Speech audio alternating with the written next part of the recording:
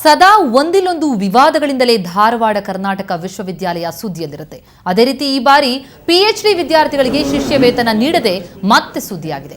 2013-14ನೇ ಸಾಲಿನಲ್ಲಿ ಪ್ರವೇಶ ಪಡೆದ ಪಿಎಚ್ಡಿ ವಿದ್ಯಾರ್ಥಿಗಳಿಗೆ ಇದುವರೆಗೂ ಶಿಷ್ಯ ವೇತನವೇ ಸಿಕ್ಕಿಲ್ಲ. ಈಗಾಗಲೇ ಇವರು ಸಂಶೋಧನೆ ಆರಂಭಿಸಿ ವರ್ಷಗಳಿಂದ ಬಂದಿದೆ. ಆದರೆ ಅವರಿಗೆ ಸಿಗಬೇಕಾಗಿದ್ದಂತಹ ಶಿಷ್ಯ ವೇತನ ಮಾತ್ರ ಮರೀಚಿಕೆಯಾಗಿ ಉಳಿದಿದೆ. ಸುಮಾರು 180ಕ್ಕೂ ಹೆಚ್ಚು ವಿದ್ಯಾರ್ಥಿಗಳು ಕಳೆದ ಒಂದು ವರ್ಷದಿಂದ ಬರಬೇಕಾಗಿರುವ ಶಿಷ್ಯ ವೇತನಕ್ಕಾಗಿ ಸಿಗದೆ ಬಕಪಕ್ಷಿಯಂತೆ ಕಾಯ್ತಿದ್ದಾರೆ. ಇನ್ನು ಈ ಬಗ್ಗೆ ಪ್ರಭಾರಿ ಕುಲಪತಿ ಡಾಕ್ಟರ್ ಎಸ್ ಹೂಗಾರ್ ಅವರನ್ನ ಕೇಳಿದ್ರೆ ಈ ಬಗ್ಗೆ ಸಭೆ ನಡೆಸಿ ಕ್ರಮ ತೆಗೆದುಕೊಳ್ಳುವುದಾಗಿ ಹೇಳಿದ್ದಾರೆ.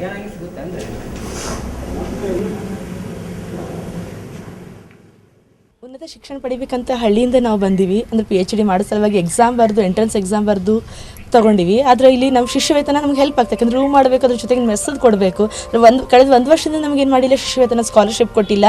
ನಾವೆಲ್ಲ PhD ಸ್ಟೂಡೆಂಟ್ ಎಲ್ಲ ನಾವು ನಮ್ಮದೆಲ್ಲ ನಿಭಾಯಿಸ್ಕೊಂಡು ಮತ್ತು ಪಾಲಕರನ್ನು ನಾವು ಮಾಡಬೇಕಾದ್ರೆ ಕಷ್ಟ ಆಗ್ತದೆ ನಮ್ಗೆ. ಅದ್ರ ಸಲುವಾಗಿ ನಾವು ಎಲ್ಲ ಸ್ಟೂಡೆಂಟು ಸಹ 2 ಸರಿ ನಾವು VC ಕಡೆ ಹೋಗಿವಿ. ಅದರದ್ದು ಇಲ್ಲ ಆ ಮೀಟಿಂಗ್ ಮಾಡ್ತೀವಿ, ಈ ಮೀಟಿಂಗ್ ಮಾಡ್ತೀವಿ, ಅದಾದಮೇಲೆ ನಿಮಗೆ ಕೊಡ್ತೀವಿ, ಸ್ಯಾಂಕ್ಷನ್ ಆಗಿಲ್ಲ, ಹಿಂಗೆ ಹೇಳಿಕತ್ತಾರೆ. ಇದನ್ನು ನಮಗೆ ಭಾಳಷ್ಟು ತೊಂದರೆ ಆಗ್ತದೆ. ಅದೇ 8,000 ರೂಪಾಯಿ ಕೂಡ ನಮಗೆ ಭಾಳ ಮುಖ್ಯ ಆಗೋದು. ಇಲ್ಲಿ ನಾವು ಮತ್ತೆ ಪಾಲಕರನ್ನ ಅವ್ರನ್ನ ಅವಲಂಬಿಸ್ಬೇಕಾಗ್ತದೆ. ಅದು ದಯವಿಟ್ಟು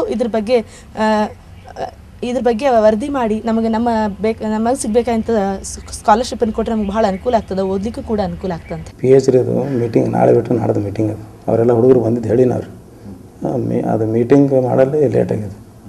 ಅದೇನೋ ಸ್ವಲ್ಪ ಪ್ರಾಬ್ಲಮ್ ಇತ್ತು, ರೀಅಲೋಕೇಶನ್ ಅದರ ಬಗ್ಗೆ ಸರಿಯಾದ ಮಾಹಿತಿ ಇದ್ದಿದ್ದಿಲ್ಲ. ಹೊಸ ಗೈಡ್ಲೈನ್ಸು ನಮಗೆ ರೀಸೆಂಟಾಗಿ ಬಂದಾವೆ. UGC ಗೈಡ್ಲೈನ್ಸ್ ಮೊದಲ ಓಲ್ಡ್ ಇದ್ರ ಪ್ರಕಾರ ಇತ್ತು. ಇದು ಬಂದು ಒಂದು 2 ದಿವಸ ಆಯ್ತು UGC ಗೈಡ್ಲೈನ್ಸು. ಅದ್ರ ಪ್ರಕಾರ ನಾಳೆ ಬಿಟ್ಟು ನಾಳೆ ಮೀಟಿಂಗ್ ಅದ, ಹುಡುಗರಿಗೆ ಹೇಳಿನೇ ರೀ ಅದ್ರ ಪ್ರಕಾರ ಮಾಡ್ತೀವಿ ಅಂತೇಳಿ. ಅದೇನು ಸಮಸ್ಯೆ ಇಲ್ಲ. ಈ ಬಗ್ಗೆ ಹೆಚ್ಚಿನ ಮಾಹಿತಿ ನೀಡಲಿಕ್ಕೆ ನಮ್ಮ ಪ್ರತಿನಿಧಿ ಗುರುರಾಜ್ ಹೂಗಾರಿಗ ನಮ್ಮೊಂದಿಗೆ ದೂರವಾಣಿ ಸಂಪರ್ಕದಲ್ಲಿದ್ದಾರೆ. ಗುರುರಾಜ್, 1-2 ತಿಂಗಳಲ್ಲ, ಒಂದು ವರ್ಷದಿಂದ 180 ಮಕ್ಕಳಿಗೆ ಸ್ಕಾಲರ್ಶಿಪ್ ಅನ್ನ ಕೊಟ್ಟಿಲ್ಲ ಅಂತಂದ್ರೆ ಏನ್ ಮಾಡ್ತಿದೆ ವಿಶ್ವವಿದ್ಯಾಲಯ ಅನ್ನುವಂತಹ ಪ್ರಶ್ನೆ ಮೂಡುತ್ತೆ.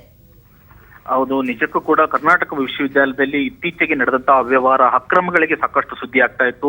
ಶೈಕ್ಷಣಿಕ ಹಿತದೃಷ್ಟಿಯಿಂದ ವಿಶ್ವವಿದ್ಯಾಲಯ ದಿಟ್ಟ ನಿರ್ಧಾರಗಳನ್ನ ಕೈಗೊಳ್ತಿಲ್ಲ ಅನ್ನುವಂತಹ ಆರೋಪಗಳು ಕೂಡ ಕೇಳಿ ಬಂದಿದ್ದು. ಅದರಲ್ಲಿ ಪ್ರಮುಖವಾಗಿ ಕೂಡ PhD ವ್ಯಾಸಂಗ ಮಾಡುವಂತಹ ಸಂಶೋಧನೆಯಲ್ಲಿ ತೊಡಗಿರುವಂತಹ ಸುಮಾರು 180ಕ್ಕೂ ಹೆಚ್ಚು ವಿದ್ಯಾರ್ಥಿಗಳಿಗೆ ಕಳೆದ 1.5 ವರ್ಷದಿಂದ ಕೂಡ ಅವರಿಗೆ ಸ್ಕಾಲರ್ಶಿಪ್ ನೀಡಲಾಗಿಲ್ಲ. ಸುಮಾರು 8,000ರಿಂದ 10,000ವರೆಗೆ ಪ್ರತಿ ತಿಂಗಳು ಒಬ್ಬೊಬ್ಬ ಸಂಶೋಧನಾ ವಿದ್ಯಾರ್ಥಿಗೆ ಸರ್ಕಾರನೇ ಸ್ಕಾಲರ್ಶಿಪ್ ಅನ್ನ ನಿಗದಿ ಮಾಡಿದೆ. ಆ ನಿಗದಿ ಮಾಡಿದಂತಹ ಸ್ಕಾಲರ್ಶಿಪ್ ಅವರಿಗೆ ಕೊಡಬೇಕು.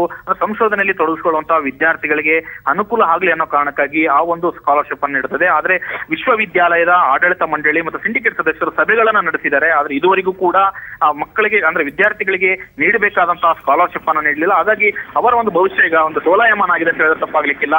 180ಕ್ಕೂ ಹೆಚ್ಚು ವಿದ್ಯಾರ್ಥಿಗಳು ಕರ್ನಾಟಕ ವಿಶ್ವವಿದ್ಯಾಲಯದಲ್ಲಿ ಸುಮಾರು 20ಕ್ಕೂ ಹೆಚ್ಚು ವಿಭಾಗದಲ್ಲಿ ಏನು ಅವರು ಒಂದು PhD ವ್ಯಾಸಂಗವನ್ನ ಮಾಡ್ತಾ ಇದ್ದಾರೆ. ಅವ್ರಿಗೆಲ್ಲರೂ ಕೂಡ ಈಗ ತೊಂದರೆ ಆಗಿದೆ. ಕೂಡಲೇ ನಮಗೆ ಶಿಷ್ಯ ವೇತನವನ್ನ ಬಿಡುಗಡೆ ಮಾಡಿ ಅಂತೇಳಿ ಹಲವಾರು ಬಾರಿ ಅವರು ಮನವಿಯನ್ನು ಕೂಡ ಸಲ್ಲಿಸಿದ್ದಾರೆ. ಆದ್ರೆ ಇದುವರೆಗೂ ಕೂಡ ಪ್ರಯೋಜನ ಆಗಿಲ್ಲ. ಅಕ್ರಮ ವ್ಯವಹಾರಗಳ ತೊಡಗಿಸಿಕೊಳ್ಳುವಂತಹ ವಿಶ್ವವಿದ್ಯಾಲಯ ಕೋಟ್ಯಾಂತರ ರೂಪಾಯಿ ದುಡ್ಡನ್ನು ಕೂಡ ದುರ್ಬಳಕೆ ಮಾಡಿಕೊಂಡಿದೆ. ಹಾಗಾದ್ರೆ ಶಿಷ್ಯ ವೇತನವನ್ನು ಕೂಡ ದುರ್ಬಳಕೆ ಮಾಡಿಕೊಂಡಿದೆಯಾ ಅನ್ನುವಂತ ಪ್ರಶ್ನೆ ಕೂಡ ಈಗ ಉದ್ಭವವಾಗಿದೆ. ಪ್ರತಿಮಾ, ಗುರುರಾಜ್, ನಿಜಕ್ಕೂ ಅಚ್ಚರಿಯಾಗೋದು ಅಂತಂದ್ರೆ ಕುಲಪತಿಗಳನ್ನ ಕೇಳಿದ್ರು ಕೂಡ ಅವರು ಈಗ ಸಭೆ ಮಾಡ್ತೀವಿ ಆಗ ಸಭೆ ಮಾಡ್ತೀವಿ ಅಂತ ಹೇಳ್ತಿದ್ದಾರೆ. 1 ವರ್ಷದಿಂದ ಏನ್ ಮಾಡ್ತಿದ್ದಾರೆ ಅನ್ನೋದು ಪ್ರಶ್ನೆ. ಖಂಡಿತವಾಗಿ ಪ್ರತಿಮಾ, ಕುಲಪತಿಗಳು ಈಗ ಪ್ರಭಾರಿ ಕುಲಪತಿಗಳು ವಾಲಿಕಾರ್ ಹೋದ ಬಳಿಕ ಇವರು ಅಧಿಕಾರವನ್ನು ವಹಿಸಿಕೊಂಡಿದ್ದಾರೆ. ಇವ್ರು ಹೇಳೋದು ನಮ್ಗೆ ಅದ್ರ ಬಗ್ಗೆ ಮಾಹಿತಿ ಇರಲಿಲ್ಲ, ಹಾಗಾಗಿ ಆ ಬಗ್ಗೆ ನಾನೀಗ ದೂರು ಬಂದ ನಂತರ ಆ ಸಭೆ ಮಾಡಿ ಸಂಬಂಧಪಟ್ಟ ವಿಭಾಗದ ಅಧಿಕಾರಿಗಳ ಜೊತೆ ಚರ್ಚೆ ಮಾಡ್ತೀನಿ ಅನ್ನುವಂತ ಮಾತನ್ನು ಹೇಳ್ತಾ ಇದ್ದಾರೆ. ಆದ್ರೆ ವಿದ್ಯಾರ್ಥಿಗಳಿಗೆ ಶಿಷ್ಯ ವೇತನ ದೊರೆಯದೇ ಇರುವುದು ಸುಮಾರು 1.5 ವರ್ಷದಿಂದ ಅವರಿಗೆ ಶಿಷ್ಯ ವೇತನ ಸಿಕ್ಕಿಲ್ಲ. ಹಾಗಾಗಿ ಪ್ರತಿಯೊಬ್ಬ ವಿದ್ಯಾರ್ಥಿ ಕೂಡ 8,000ರಿಂದ 10,000 ರೂಪಾಯಿಗೆ ಪ್ರತಿ ತಿಂಗಳು ಬರಬೇಕಾಗಿತ್ತು. ಅದರಂತೆ 180 ಜನ ವಿದ್ಯಾರ್ಥಿಗಳಿಗೆ ಕೊಡಬೇಕಾದಂತಹ ಹಣ ಯಾಕೆ ಹಣಕಾಸು ವಿಭಾಗ ಇದುವರೆಗೂ ಕೂಡ ಅವರ ಖಾತೆಗೆ ಜಮಾ ಮಾಡಿಲ್ಲ ಅನ್ನುವಂಥದ್ದು ಕೂಡ ಪ್ರಮುಖ ಪ್ರಶ್ನೆ. ಹಾಗಾಗಿ ಹಣಕಾಸು ಇಲಾಖೆಯಲ್ಲಿ ಹಣ ಇದ್ದಾಗಿ ಕೂಡ ಬಿಡುಗಡೆ ಮಾಡಿಲ್ಲ ಅಂತ ಹೇಳಿದ್ರೆ ಅಧಿಕಾರಿಗಳ ನಿರ್ಲಕ್ಷ್ಯ ಮತ್ತು ಆಡಳಿತ ವ್ಯವಸ್ಥೆಯ ನಿರ್ಲಕ್ಷ್ಯ ಇಲ್ಲಿ ಸ್ಪಷ್ಟವಾಗಿ ಎದ್ದು ಕಾಣ್ತಾ ಇದೆ. ಇದರಿಂದಾಗಿ ವಿದ್ಯಾರ್ಥಿಗಳು ಸಂಶೋಧನೆಯಲ್ಲಿ ತೊಡಗಿಸಿಕೊಳ್ಳಲಿಕ್ಕೆ ಅಡ್ಡಿ ಆಗ್ತದೆ ಅಂತ ಹೇಳ್ಬೋದು. ಪ್ರತಿಮಾ.